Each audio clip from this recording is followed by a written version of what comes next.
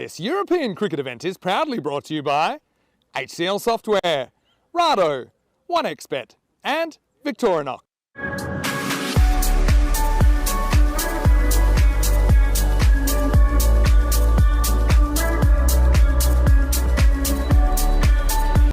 As the first boundary is on the board and it comes off the bat of Davor Kumar Norotam. That was his first delivery because they did, of course, run through for a leg bye on the first delivery, but he gets himself off the mark with a boundary and wipe out territory there. He's been clubbed away to the leg side and it will go all the way to the rope. It's in the power play, so only 2 fielders allowed outside the ring, and the fielder, as again similar to yesterday, Shinwari has the ball at the other end and too much width on offer there, and VJ, that's one of his favourite areas.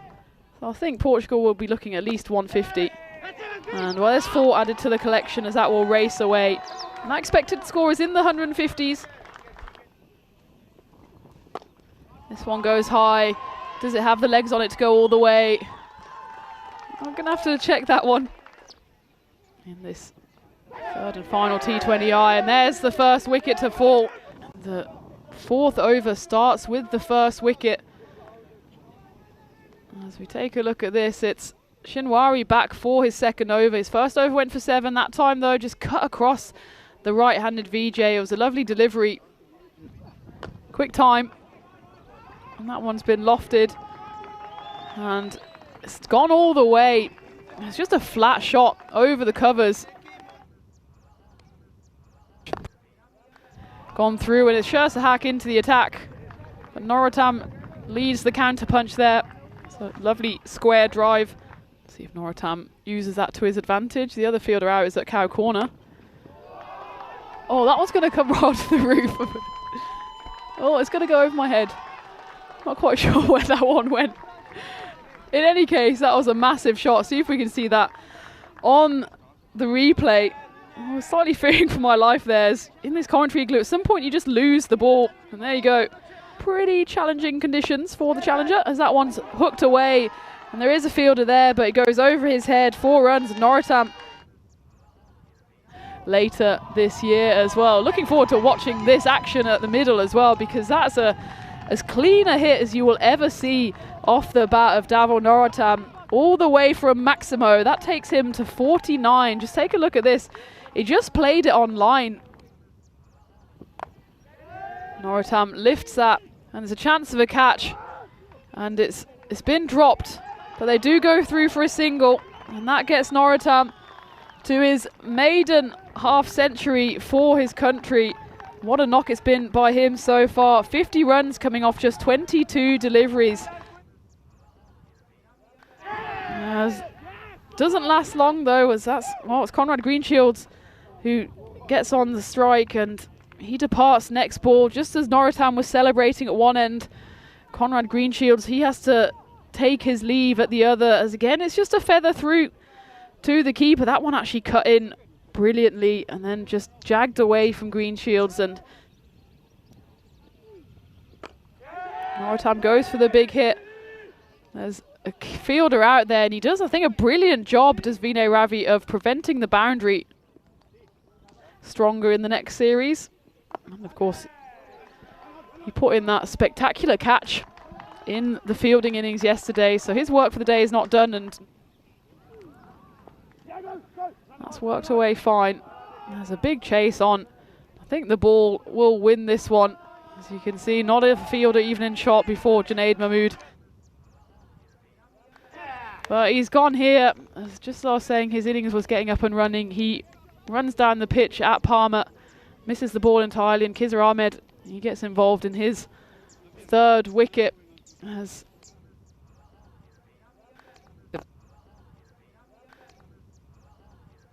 that one's been hit down the ground, and the race is on. The ball will win the race. It's a 4 to get off the mark for Najam Shazad, and that does bring up Portugal's 100 as well. 100 for 4.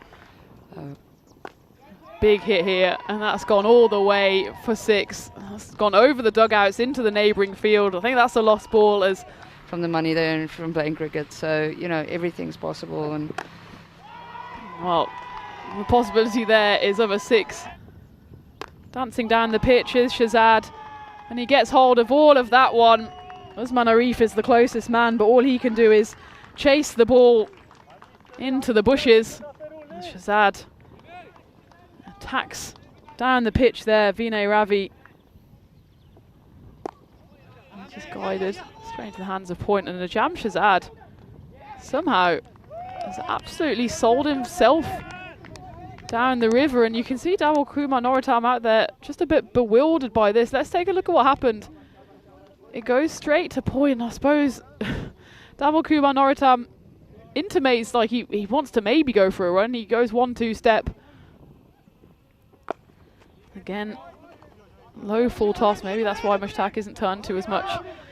And well, there's a run out here. It's again a bit of a shame that such a promising innings, and more than promising, productive, that he ends up well short of his ground, and will finish on 84 runs as he gets the 1 there, but gets run out on the 2nd comfortably in the end. Take a look at this. Yep. This time it's been smashed and smashed hard, and that will go to the boundary, and then some Maximo for Rahul Kumar Hashu. He does.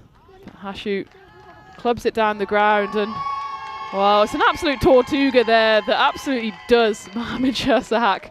You could see exactly what he was trying to do. If it went over Anil Palmer, it would have been fought all day long. As it is, he just manages to find the hands of the spinner there on the 45. But a nice little cameo from Shantu. Only 8 runs he scored off his own bat, but and well, not much thrilling going on as he swings hard at that slower ball by Kamar Mushtaq, and he is cleaned up all ends up. As we see here, it's a nice move from Mushtaq, bringing the slower ball out, and Juan Henry clearly expecting a pace on delivery. Portugal finish with a bit of a flourish. They get to 189 for 8.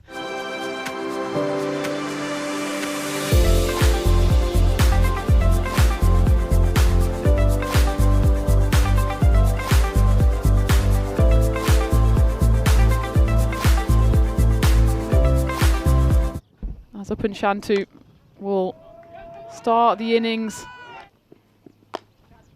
Big hit there. And that's going to go, if not all the way, just 1-2 bounces. Signalled there by the boundary rider. And Shantu's going to come back on for the 2nd over. So that one's hit hard, and it's straight down the throat of the fielder there. That's the first wicket for Portugal. You can see how jubilant they are. You can hear the celebrations from the middle out to the clubhouse as Usman Arif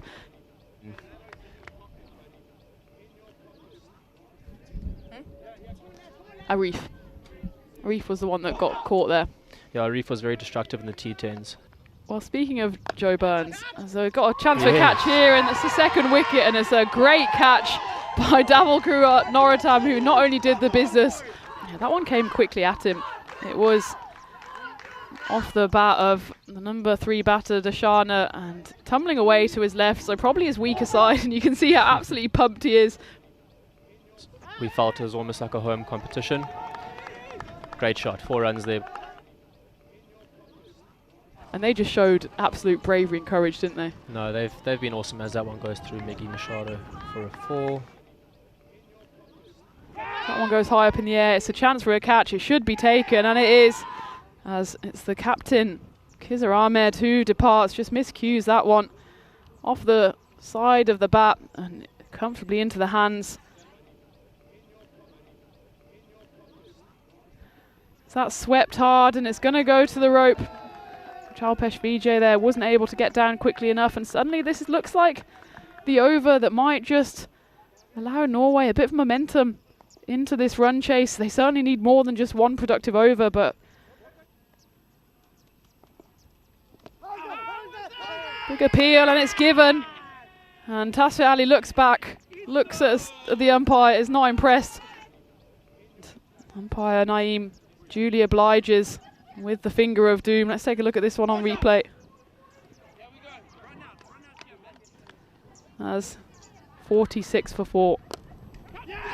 And it's 2-2 as the return catch is taken by Sherman Vaz. There's absolutely no doubt about that one as Faisal Raza comes in with Norway now 46 for 5 and staring down the barrel of a series defeat. Just chipped up there and held brilliantly by Vaz. Almost went to the long barrier and would mean that they would leapfrog them as there's shouts of catch in. It should be taken, and it is, and that's the 6th wicket to fall. You can see how much that means to Jalpesh Vijay out there on the rope. I think that ball was sent just about into orbit. And that is the 6th wicket to fall. And just listen to the fans there, and mostly they're the fans from Portugal's women's side.